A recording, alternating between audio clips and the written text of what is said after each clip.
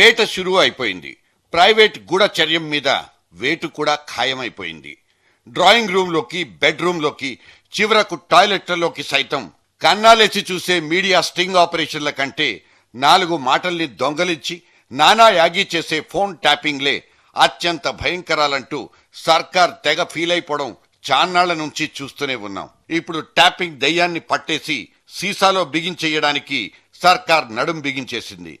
Tapping వీరులారా, పారా హుషార్.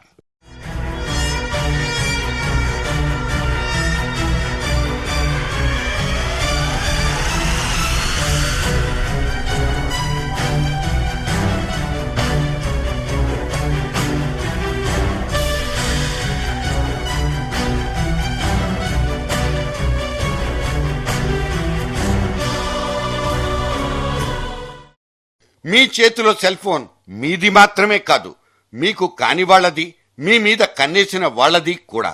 మీరు మాట్లాడే ప్రతి మాట పొల్లుపోకుండా ఎక్కడో ఒకచోట రికార్డైనా కావచ్చు. మీ మాటల పెట్టెతో జర భద్రం. అది మిమ్మల్నే ఇరికించొచ్చు, మీ ఉనికినే దెబ్బతీసి పారేయొచ్చు.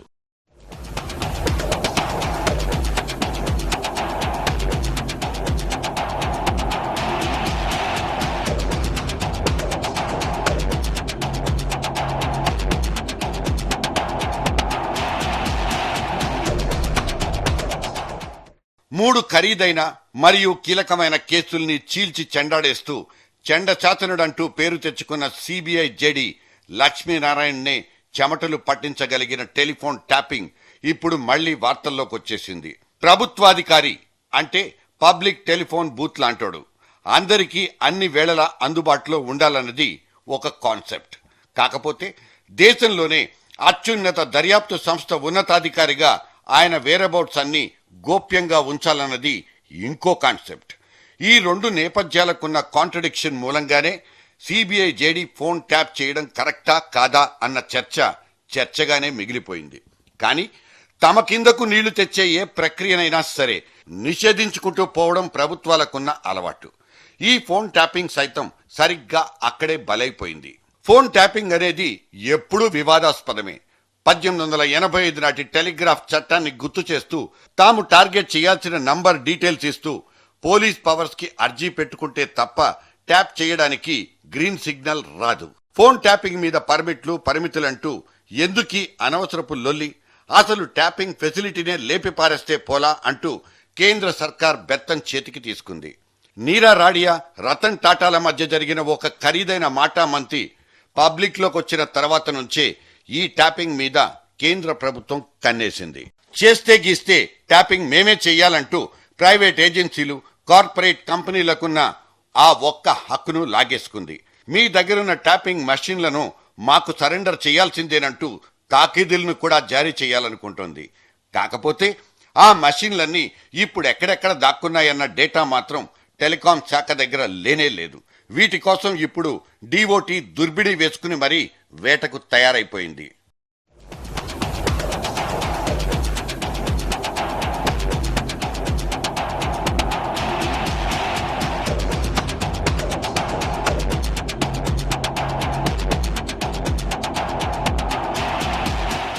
రెండు కిలోమీటర్ల పరిధిలో జరిగే ఎటువంటి వాయిస్ సిగ్నల్స్ అయినా సరే మూడో కంటికి తెలియనంత రహస్యంగా క్యాప్చర్ చేయగలిగే అత్యంత అధునాతన యంత్రాలు దాదాపు 2000 ట్యాపింగ్ కిట్స్ ఇప్పుడు తస్మదీయుల చేతుల్లో బ్రహ్మాస్త్రాలుగా మారి సర్కార్ను భయపెట్టి చంపేస్తున్నాయి.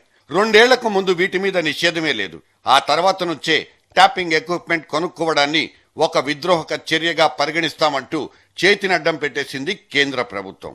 అంటే ఈ ఇంటర్సెప్టర్స్ అన్ని 2010కి ముందే కొనిపెట్టుకున్నవి.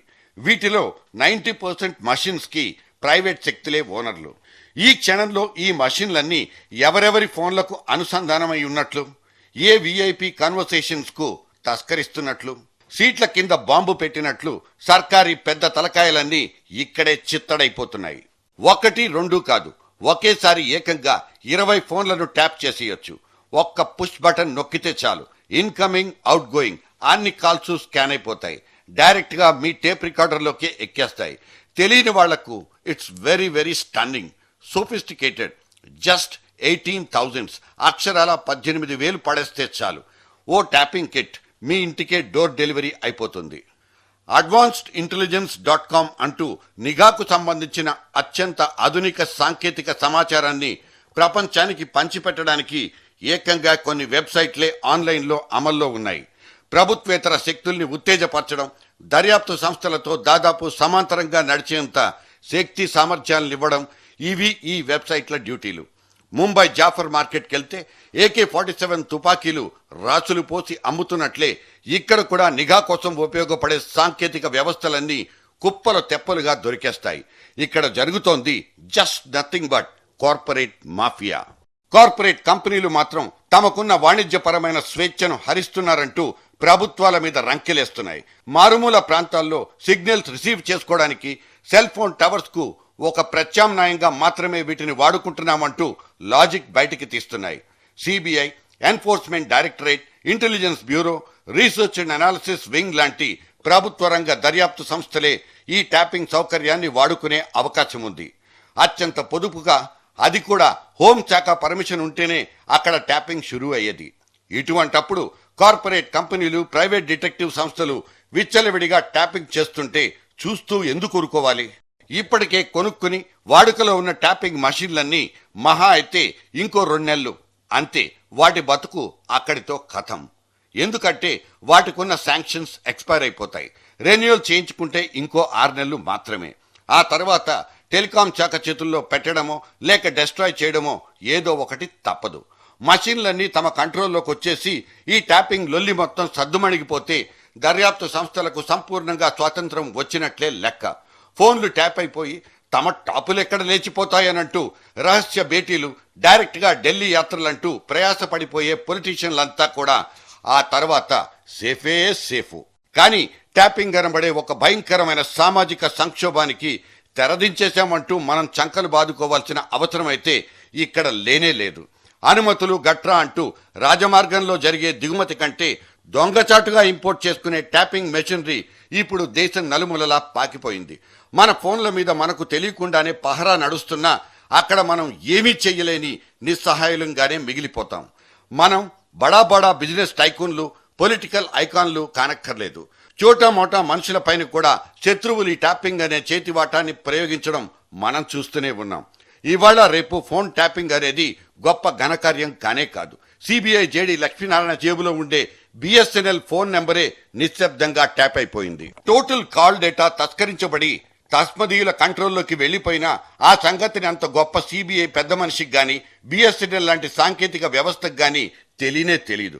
జస్ట్ ఒక్క క్రైమ్ రిపోర్టర్ చేతివాటం, ఇంకో ఎస్ఐ స్థాయి పోలీస్ ఆఫీసర్ కక్కుర్తి, ఈ రెండూ చాలు.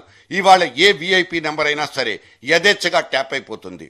పొలిటికల్ లాబీయిస్ట్ నీరా రాడియాతో అభినవ కుబేరుడు రతన్ టాటా జరిపిన గుసగుసలు సైతం ఆ తర్వాత యూట్యూబ్లో అప్లోడ్ అయి అల్లకల్లోలం చేసి పారేశాయి. అంత పెద్ద స్టేచర్ ఉన్న టాటా సారు ఒక పరాయి మహిళను, ఆమె కట్టుకున్న చీర రంగు గురించి, ఆమె వాడుకునే పర్ఫ్యూమ్ గురించి ఎందుకు వాకబు చేసుకున్నట్లు అంటూ అందరి నుంచి చిత్కారాలు వచ్చి పడ్డాయి.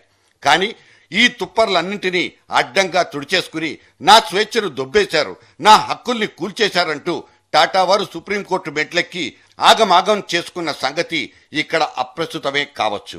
ఫోన్ ట్యాపింగ్ సృష్టించే అలజడి, అనాచారం గురించే ఇక్కడ మనం చెప్పుకుంటోంది.